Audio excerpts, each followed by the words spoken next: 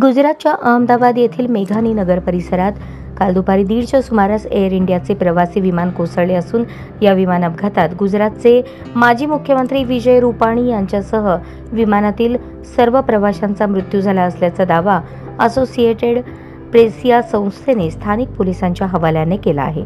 या विमानात 169 भारतीय नागरिक, 53 इंग्लंडचे नागरिक, 12 क्रू मेंबर्स, 7 पोर्तुगालचे तर 1 कॅनडाचा नागरिक असल्याची माहिती समोर आली आहे। विमान अपघातात जखमी झालेल्या काही प्रवाशांना उपचारासाठी रुग्णालयात दाखल करण्यात आले, परंतु त्यांची प्रकृती गंभीर आहे आणि त्यांना वाचवणे खूप कठीण असल्याची माहिती आयुक्त मलिक यांनी असोसिएटेड प्रेसला दिली होती।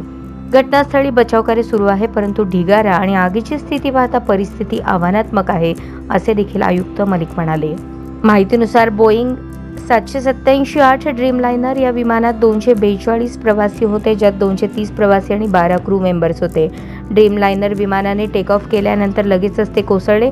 याच विमानामध्ये क्रू मेंबर असलेल्या अपर्णा महाडिक या राष्ट्रवादीचे खासदार आणि प्रदेशाध्यक्ष सुनील तटकरे यांच्या भाची सून असून त्या देखील याच विमानात होत्या।